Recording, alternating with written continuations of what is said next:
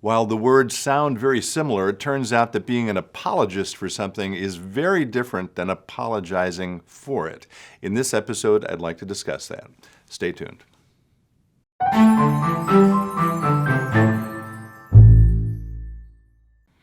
Hello, friends. Pastor Tim Westermeyer here, Senior Pastor of St. Philip the Deacon in the western suburbs of Minneapolis. Good to be with you as always. I want to begin today's episode with a question I got from someone recently about something I said in one of these episodes. I don't honestly remember which episode it was. It may have involved G.K. Chesterton or C.S. Lewis, some of my favorites, and I referred to perhaps one of them or someone else as an apologist for the Christian faith. And the question was, what does an apologist mean? Because it sounds like it's someone who's being defensive or apologizing for something in a negative sense. And so I want to just first answer that question and say that that word, apologist, comes from a Greek word, apologia, which means to make a defense for or to give an account for. So it's not a negative thing at all. It's a sort of positive sense of, I want to explain why I believe something. And maybe most famously in the Bible, that very word is the Greek word. I'm looking at 1 Peter chapter 3, verse 15. Which you may know this verse, it's quite famous. It says, "Always be ready to make your defense to anyone who demands from you an accounting of the hope that is in you." So that make your defense is, again, give an account of, make a defense of, comes from that word apologia in the Greek. So think of it as a positive thing, not a negative thing, despite the fact that in English today, when we say I'm going to apologize for something, it usually means, oh, I did something wrong and I have to sort of set it right. I hope that makes sense. Now, having made that hopefully somewhat clear, I'm going to go straight to the heart of what is probably the biggest question people have about not just Christianity, but whether there is a God. And in all seriousness, over this past weekend, this was a holiday weekend here in America, it was Thanksgiving weekend, where we celebrated Thanksgiving on Thursday, and therefore it was a long weekend. It doesn't matter. Anyway, someone in my family asked me, the million-dollar question, why do bad things happen to good people? Or another way of saying it is, why is there evil in the world? And I will tell you, in terms of this idea of being apologists for the faith, defending the faith, explaining the faith, that is the central question that we have to contend with, I would say. That's number one on the list of people who want to challenge Christianity or say, well, I don't believe there's a God. So in this episode, I want to just lift up this is not going to be exhaustive or comprehensive. It's going to give you 4 potentially hooks to think of ways to talk about that. And certainly, this is a topic we could come back to. I would welcome your reactions or thoughts about this, whether those are sort of affirming or whether you want to challenge me on this. Either way, again, it's a big topic. But let me give you quickly 4 ways to think about that might serve as at least the beginning of a conversation with someone who has that question. And I'll remind you, by the way, that line I just read from 1 Peter, always be ready to make your defense to anyone who demands from you an accounting for the hope that is in you, yet, verse 16, do it with gentleness and reverence, right? We never want to use arguments, whether biblical or other kind of arguments, to attack people or to beat people up. We always want to listen to what people are saying and respond to the degree that the conversation merits a response. So anyway, here are the 4 beginning points of that conversation of why is there evil in the world.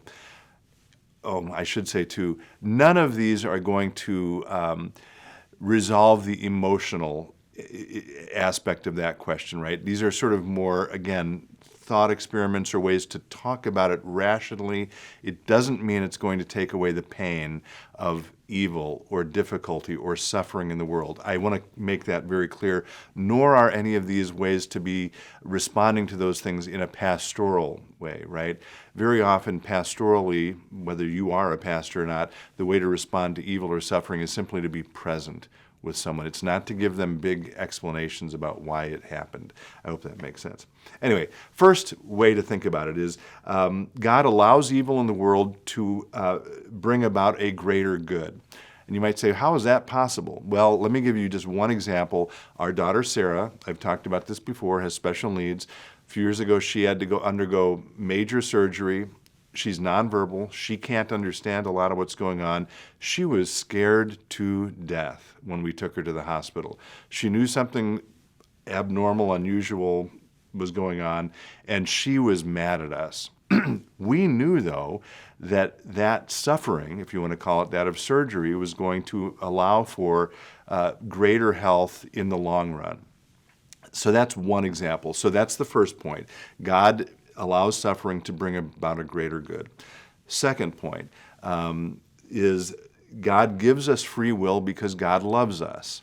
God doesn't want us to be automatons, doesn't want to force us to respond to God's love. So God says, you can choose to love me if you want, all right? Which means we have the free will to make both good and bad decisions.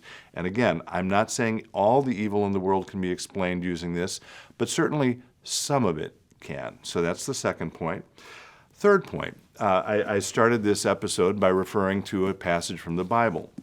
Interestingly, the Bible does not assume that the presence of evil in the world is incompatible with either the existence of God or the existence even of a loving God.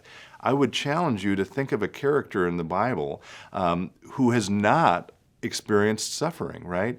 And those characters, as a general rule, still believe in God and still believe in a loving God and still take their complaints, maybe about their suffering, to that God.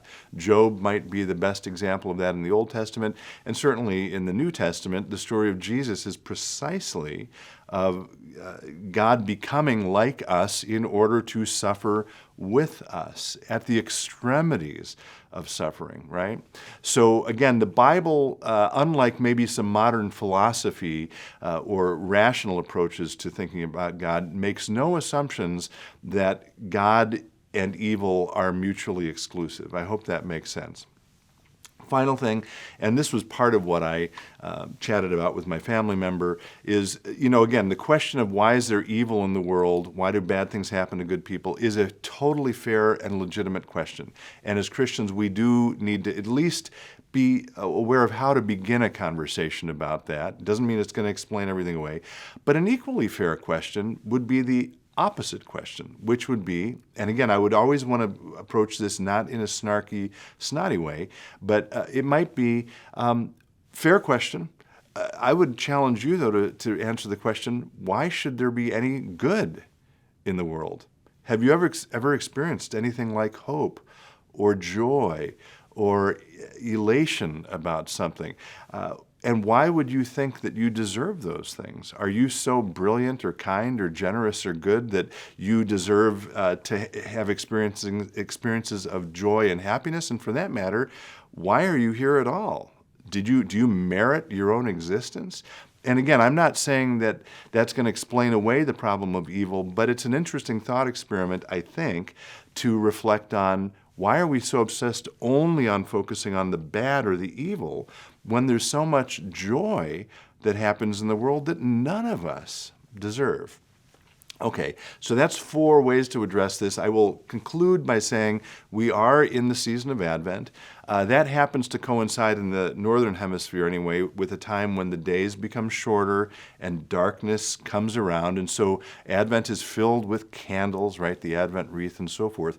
Part of that is to remind us that the darkness never ultimately wins, right? And maybe the most famous line, and one of my most favorite passages from the Bible, is from the prologue of the Gospel of John, where in verse 5 it says, "The light shines in the darkness, and the darkness did not overcome it," right? Or in other translations, the light shines in the darkness, and the darkness can never extinguish it. So as Christians, despite everything bad that we could all talk about in the world, all the evil, all the suffering, despite all of that, we believe that ultimately hope triumphs, that light triumphs. And I pray that during this Advent season, all of us can be reminded of that. Thanks as always for being with me. Be well, stay in touch, and God bless.